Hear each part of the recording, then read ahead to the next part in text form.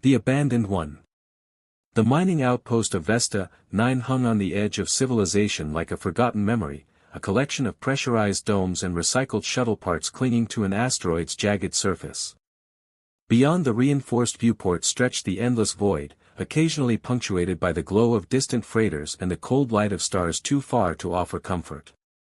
Nikolai Voss completed his maintenance rounds with practiced efficiency, his boots making hollow sounds against metal walkways. 6 years on this rock had carved deep lines into his face, turned his once dark hair the color of iron filings.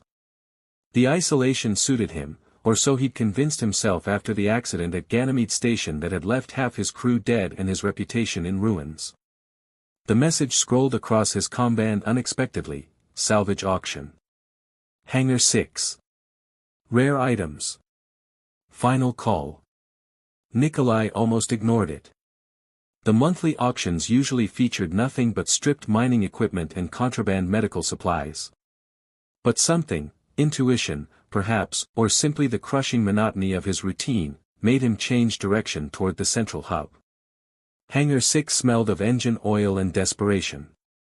A crowd of maintenance workers, mercenaries, and merchants formed a rough circle around metal containers arranged like exhibits.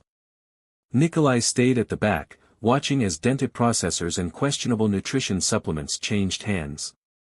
It was only after most bidders had dispersed that he noticed the shadowed corner where 2 security officers stood guard over what appeared to be a stasis pod.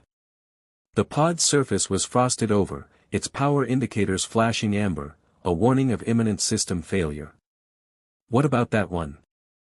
Nikolai approached, gesturing toward the pod. One guard laughed, a harsh sound in the cavernous space. The BioWare? Not worth your credits. Unresponsive. Vendor claims it's some kind of empath from the Cassiopeia cluster, but it hasn't shown signs of function since retrieval. Retrieval from where? Nikolai asked, something in his chest tightening. Abandoned research vessel. Probably illegal experiments. Doesn't matter now. The second guard shrugged. No bids. We'll space it after cleanup. Nikolai stepped closer to the pod, wiping condensation from its viewing panel with his sleeve. Through the ice-rimmed glass, he glimpsed a figure, humanoid but clearly not human. Skin the color of crushed opals shimmered even in dormancy, and what appeared to be delicate filaments grew from the scalp instead of hair, cascading down in luminescent strands. I'll take it, he said, surprising himself. The guards exchanged glances. Your funeral, the first one said. Transfer ports over there. No refunds when it dies on you. 15 minutes and a significant portion of his monthly credits later, Nikolai guided the hovercart with its precious cargo through Vesta 9's maintenance tunnels. The pod systems beeped warnings of critical power failure, forcing him to increase his pace. His quarters weren't designed for 2. The single-room habitat module contained a sleeping alcove, compact kitchenette, and work terminal, luxury by outpost standards, but barely enough for one man, let alone a mysterious alien refugee. Nikolai connected the pod to his habitat's power grid, watching as the amber light stabilized to a steady green. Only then did he initiate the defrosting sequence. I must be losing my mind, he muttered, preparing a thermal blanket and emergency rations. He had basic medical training, but nothing that covered alien physiology. If the being in the pod needed specialized care, he had nothing to offer but instinct and determination. The pod seal released with a hiss of escaping gas. As the top panel slid open, the cold mist of cryogenic preservation rolled out like spectral fingers. Inside lay the alien, motionless, eyes closed. Up close, Nikolai could see that what he thought were filaments were actually fine, crystalline tendrils that seemed to capture and refract the habitat's lights. He reached in carefully, sliding one arm beneath the alien's shoulders and another under its knees.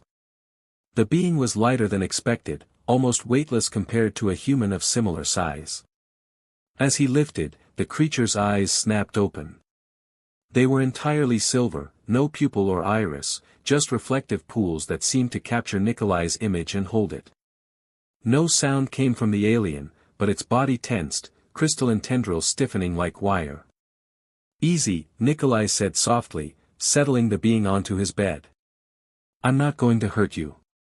The alien's gaze remained fixed on him, unblinking, as he covered it with the thermal blanket. Its breathing was shallow but steady, its skin cool to the touch. "Do you understand me?" he asked, keeping his voice even. "I'm Nikolai. You're on Vesta 9, a mining outpost in the Kuiper Belt. You're safe here." No response, just that unwavering silver stare. Over the next 3 days, Nikolai established a routine. He worked his shifts maintaining the outpost's atmospheric systems, then returned to care for his unusual guest. The alien remained mostly still, occasionally shifting position but making no attempt to communicate. It accepted water and liquid nutrients, but only when Nikolai was across the room, as if proximity triggered some defensive instinct. On the 4th night, he awoke to find the alien sitting upright, silver eyes fixed on the viewport where stars wheeled slowly past. Its tendrils undulated gently, catching starlight in hypnotic patterns. "Beautiful, aren't they?" Nikolai said, sitting up from his makeshift bed on the floor. "It's why I took this assignment, despite everything. The stars look different out here, more honest." The alien's head turned toward him, tendrils rippling. For the first time, its expression changed, a subtle shift, almost imperceptible, but Nikolai had spent years reading the minute fluctuations of pressure gauges and oxygen levels. This was curiosity. "You can understand me," he said. "Not a question." The alien's hand moved, graceful and deliberate, to touch its own throat. Then it pointed to Nikolai. "You can't speak," he guessed. A slow blink of silver eyes. "But you hear me. You understand." Another blink, this time accompanied by the slightest incline of the head. Something loosened in Nikolai's chest, a knot he hadn't realized was there. "Good. That's good." He paused, considering. "Do you have a name?" The alien tilted its head, tendrils swaying. Then it raised both hands, palms facing inward, and pressed them gently against its chest. A soft humming emanated from somewhere within, not from its throat, but seeming to vibrate from its entire being. The sound was beautiful, complex, like multiple tones woven together. "That's your name?" Nikolai asked when the sound faded. "I can't reproduce that, I'm afraid." The alien lowered its hands and looked at him expectantly. "Would it be alright if I called you something else? Just for convenience." He thought for a moment, remembering old Earth constellations. "Lyra? After the harp constellation." "Your name sound reminded me of music." The alien considered this, silver eyes unreadable. Then, slowly, it repeated the gesture of hands pressed to chest, but instead of the complex harmonies, it produced a single, clear note that somehow echoed the word Lyra. "You can mimic sounds," Nikolai realized. "Just not speech patterns." Lyra inclined its head again, then extended a slender hand, pointing to the ration pack stacked by the kitchenette. "You're hungry. That's a good sign." Nikolai moved slowly, telegraphing his actions as he prepared a nutrient solution. This time, Lyra accepted the cup directly from his hands, their fingers brushing momentarily. The contact sent a ripple of sensation up Nikolai's arm, not unpleasant, but strange, like touching a mild electrical current.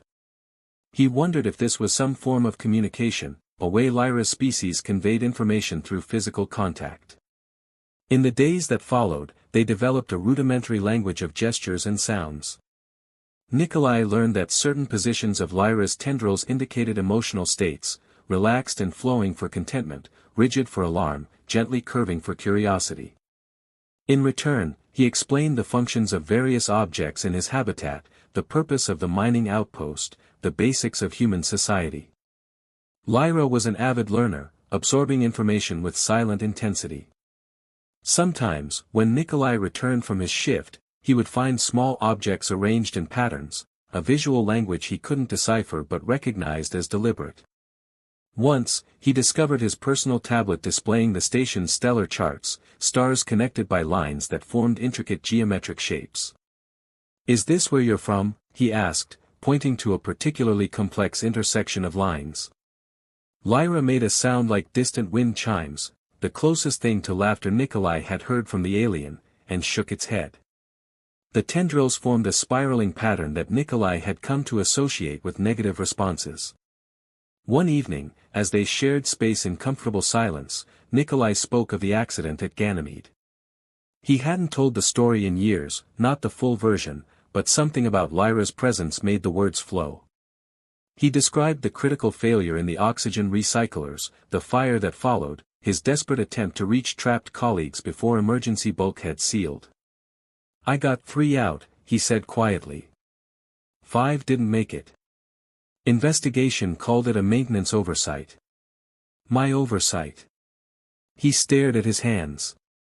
"Sometimes I think I should have stayed, tried harder to reach them." Lyra moved then, crossing the short distance between them with fluid grace, and placed a cool hand over his. The sensation came again, that gentle current, but now accompanied by images, stars viewed from unfamiliar angles, the curve of an unknown planet, a structure of crystal and light where beings like Lyra moved in synchronized patterns. Nikolai understood. Lyra was sharing memories, offering an exchange for his openness. "You're a telepath," he breathed. "An empath, they called you." Lyra withdrew its hand, silver eyes suddenly guarded. "It's all right," Nikolai said quickly. "I won't tell anyone. Besides, who would I tell?" He gestured to the empty habitat around them, then smiled, his first genuine smile in longer than he could remember. "Looks like we're both running from something." The alien studied him for a long moment, then deliberately placed its hand back on his. This time, the images were different, the sterile interior of what must have been a research vessel, faces obscured by breathing apparatus, pain as needles and scanners probed, then darkness, cold, the sensation of being discarded. When the connection broke, Nikolai found wetness on his cheeks. "They experimented on you," he said, voice rough. "Then abandoned you when they couldn't get what they wanted." Lyra's tendrils drooped in confirmation. "Well," Nikolai said, straightening his shoulders, "they made a mistake. You weren't trash to be thrown away. You're a person. And you're not alone anymore." For the first time since her arrival, Lyra's face transformed into something recognizable despite its alien features, a smile, small but unmistakable, like the first light of dawn breaking over Vesta 9's barren horizon. Resonance and redemption. Weeks passed on Vesta 9, each day bringing subtle changes to Lyra's demeanor. The alien's movements grew more confident, less guarded, as strength returned to limbs kept too long in stasis. Nikolai rearranged his living space, creating a dedicated area for Lyra with cushions salvaged from the recreation deck and privacy screens fashioned from spare thermal blankets. During his work shifts, Lyra explored the habitat module, leaving evidence of curious investigation, objects rearranged by purpose rather than size, patterns created from spare parts that somehow made the harsh angles of the station softer. Once, Nikolai returned to find his old star charts transformed, marked with delicate symbols he couldn't read but recognized as a form of writing. "Is this your language?" he asked, tracing a finger over the graceful curves and angles. Lyra's tendrils rippled in affirmation. The alien took the chart and pointed to a specific region, a nebula catalogued as NGC 4372, then pressed both hands against its chest, producing that melodic hum Nikolai had come to understand meant home. "You're from there." Nikolai studied the coordinates. "That's almost 30 light-years beyond Alliance territory. No wonder no one recognized your species."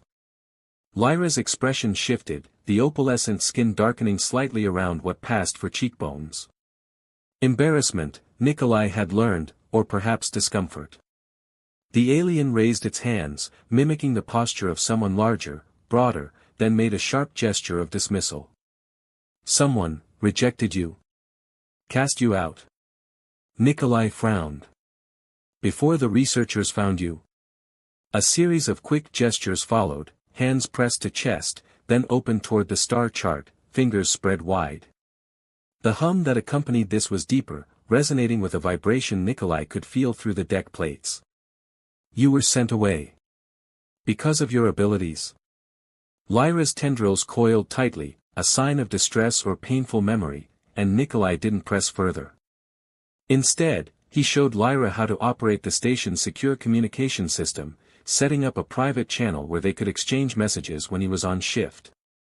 Lyra couldn't produce traditional speech, but had begun composing messages using a symbolic language Nikolai was slowly learning to interpret. That night, as artificial lighting dimmed to simulate evening, Lyra approached Nikolai's workbench where he was repairing a faulty air filter. With deliberate ceremony, the alien placed something on the surface, a small object that caught the light in familiar patterns. It was a crystal, no larger than Nikolai's thumb, but unlike any mineral he'd encountered in his years of mining. It seemed to shift colors as he turned it, from deep azure to violet to a green so vivid it hurt to look at directly. Did you make this? He asked, amazed. Lyra nodded, tendrils flowing with pride. The alien pointed to its own chest, then to the crystal, then placed a hand gently over Nikolai's heart. A gift? For me. Another nod, more emphatic. Lyra made a cupping gesture with both hands, then brought them to its ears. I'm supposed to listen to it? Nikolai guessed. Lyra's expression conveyed something like exasperation, the closest to human humor the alien had demonstrated. It reached for Nikolai's hand and placed the crystal in his palm, then closed his fingers around it. The effect was immediate and astonishing. Music filled Nikolai's mind, not sound in the conventional sense, but pure sensation, colors and emotions woven into harmonies. He felt rather than heard a story, solitude, fear, discovery, tentative trust, and something else, a resonance that echoed his own loneliness but transformed it into connection. When the sensation faded, Nikolai opened his eyes to find Lyra watching him intently. That was. I don't have words, he admitted. Thank you. Lyra's hand remained on his, and through this contact came understanding. The crystal was more than a gift. It was a key, a physical manifestation of Lyra's telepathic abilities, concentrated and refined. Such crystals were how Lyra's people communicated complex ideas and emotions, preserving them beyond the moment of connection. You're a crystal singer, Nikolai said with sudden insight. That's what they wanted from you, the researchers. They wanted you to create these. Lyra's confirmation was unnecessary, the truth resonated through the crystal still warm in Nikolai's palm. The alien had been valued not as a person but as a resource, a living laboratory for harvesting empathic crystals. Is this why your people sent you away? Because you wouldn't make these on command? The response came not in gestures but in a new flow of images through their connected hands, a society of beings like Lyra, moving in complex social patterns, creating and exchanging crystals as naturally as humans exchanged words. But Lyra's crystals were different, too intense, too raw, carrying emotions considered dangerous or inappropriate. Individuality where conformity was expected. You were too much for them, Nikolai said softly. Too real. The connection broke as alarms blared through the habitat, proximity warnings indicating an unscheduled vessel approaching the station. Nikolai moved to the terminal, checking security feeds. A sleek ship with minimal markings had docked at the main hub, and security officers were escorting 3 figures toward the residential section. Station security to all residents, the comm system announced. Stand by for authorized search procedures. Remain in quarters until cleared. Nikolai's blood went cold. They're looking for you, he said, turning to Lyra, whose tendrils had gone rigid with alarm. The guards from the auction, they must have reported the transfer. Lyra's silver eyes widened, reflecting the flashing red of the alarm lights. We need to hide you, Nikolai said, already moving to the access panel that led to the maintenance crawlspace behind his quarters. They'll check all registered habitats, but there's a secondary atmospheric regulation system behind this wall. It's tight, but you should fit. Lyra hesitated, looking from Nikolai to the panel and back again. Its expression conveyed a question. "I'll be fine," Nikolai assured, even as his mind raced through possible explanations for the missing stasis pod. "Just stay silent and still. They have no reason to suspect anything if they don't see you." With reluctance evident in every movement, Lyra slipped into the crawlspace.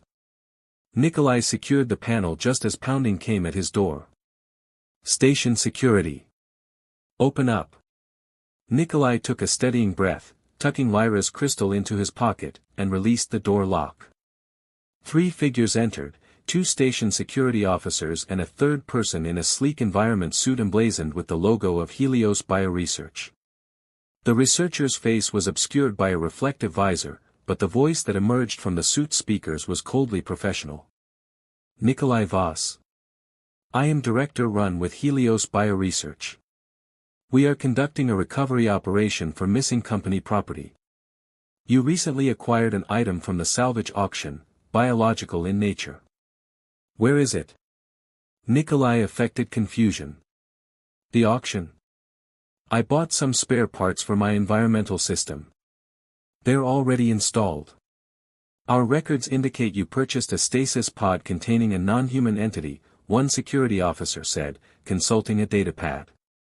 "By law, xenobiological specimens must be declared and registered. Failure to do so constitutes smuggling." "There must be some mistake," Nikolai said, spreading his hands. "I'm a maintenance engineer, not a xenobiologist. Why would I?" "Search the habitat," Director Run ordered. "The specimen may be dangerous if revived. Approach with caution." The security officers began a methodical sweep of the small space, checking the sleeping alcove, storage compartments, even the waste recycling unit. Nikolai forced himself to remain calm, watching with practiced indifference as they approached the maintenance panel. "This area hasn't been accessed recently," one officer noted, examining the panel's dust-covered edges, dust Nikolai had deliberately smeared there when installing it last week. "Seals are intact." Director Run's visor turned toward Nikolai. "If you've hidden it somewhere in the station, we will find it. If you've sold it to another party, we will trace the transaction. The specimen is vital to our research program and potentially hazardous to anyone unfamiliar with its capabilities." "I don't know what you're talking about," Nikolai insisted. "Check the auction records again." "There must be." A vibration interrupted him, subtle but distinct, a low-frequency hum that seemed to emanate from the walls themselves. The security officers looked around in confusion, but Director Run went rigid. "It's here," the director said, voice suddenly sharp. "The resonance signature is unmistakable." The crystal in Nikolai's pocket grew warm, almost hot. He resisted the urge to touch it as the vibration intensified, making tools on his workbench rattle and loose fixtures quiver. One of the security officers drew a weapon. "What's happening?" "The specimen is using its empathic projection," Director Run said, hands moving to a device on his suit's belt. "Prepare for." The vibration peaked suddenly, and all electronic systems in the habitat flickered and died, lights, communication terminals, environmental controls, and, most significantly, the magnetic locks on the pressure doors. In the abrupt silence that followed, the distant blare of emergency sirens indicated the effect had spread beyond Nikolai's quarters. "Station-wide power fluctuation," one officer reported, checking his communicator. "Emergency systems activating." Director Run turned accusingly to Nikolai. "This is why the specimen is classified as dangerous. It can disrupt electronic systems when threatened." Before Nikolai could respond, the maintenance panel behind the director burst open. Lyra emerged not in panic but with deliberate grace, silver eyes blazing with an inner light that cast stark shadows across the habitat. The alien's tendrils were fully extended, crackling with energy that reminded Nikolai of static electricity but far more controlled, more purposeful. The security officers raised their weapons, but Lyra made a sharp gesture. Both guards cried out, dropping their stunners as if burned. Director Run backed away, fumbling with the device on his belt. "Containment Protocol Alpha," the director barked into his suit's communicator. Subject is active and hostile. Lyra moved forward, tendrils weaving patterns in the air. The crystal in Nikolai's pocket pulsed in time with these movements, and he understood with sudden clarity that Lyra was channeling energy through it, using the resonance link they had established. "Wait," Nikolai said, stepping between Lyra and the Helios team. "No one needs to get hurt here." He turned to Director Run. "Your specimen is a sentient being with rights under Alliance law. What you did, the experiments, the abandonment, that was illegal. Laws regarding non-registered xenoforms are subject to scientific exemption," Director Run countered. "Especially when public safety is at risk." "The only risk here came from your treatment," Nikolai said, feeling Lyra's presence behind him, a steady reassurance. "And I've documented everything since finding the pod. If anything happens to either of us, that documentation goes to the Alliance Xenological Protection Bureau." It was a bluff, he had no such documentation prepared, but the crystal pulsed again, and he knew Lyra was somehow amplifying his conviction, making the lie undetectable. Director Run hesitated, visor reflecting Lyra's glowing eyes. "The specimen is valuable research property. Helios is prepared to offer compensation for its return." "Her name is Lyra," Nikolai said firmly. "And she's not for sale." As if responding to her name, Lyra stepped forward to stand beside Nikolai. The alien extended one hand toward Director Run, tendrils flowing with purpose. The director recoiled, but not before Lyra's fingers brushed the suit's exterior. The habitat system surged back to life, lights blazing at full intensity before settling to normal levels. Simultaneously, Director Run's suit emitted a series of alarming beeps as its displays flickered wildly. What is it doing?" The director's voice had lost its professional detachment, edged now with fear. "Showing you what you did to her," Nikolai said, understanding instinctively what was happening. "Everything you did." Director Run made a choked sound, hands clawing at the suit's visor as if trying to escape the images Lyra was projecting directly into the neural interface. The security officers backed away, unwilling to intervene. When Lyra finally withdrew her hand, Director Run slumped against the wall, breathing heavily. When the director spoke again, the voice was subdued, almost haunted. "The resonance crystals. That's all we wanted. We didn't understand they were communication devices, thought they were just energy storage." "You didn't care to understand," Nikolai corrected. "Now you do." He looked at the security officers. "Lyra and I are leaving Vesta 9 on the next transport. We won't cause trouble if you don't. And Director," he turned back to the still shaken researcher, "I suggest you inform Helios that their specimen has been officially recognized as a sentient being under Alliance protection. Any further attempts to reclaim her will result in formal charges." The crystal in his pocket hummed in approval, sending warmth through his body, not just heat but certainty, conviction that extended beyond the moment into possibility. Later, as they prepared for departure, gathering the few possessions worth taking from Nikolai's years on the outpost, Lyra created a new crystal. This one was larger, more complex in structure, its colors shifting between deep indigo and amber. When Nikolai held it, he saw not memories but futures, possibilities that branched like stellar cartography, paths leading away from isolation toward worlds he'd never imagined visiting. "Is this where you want to go?" he asked, studying the unfamiliar star patterns. Lyra's response came in a gentle touch, fingers lightly resting on his wrist, sharing not words but feeling, together. "Exploring. Learning.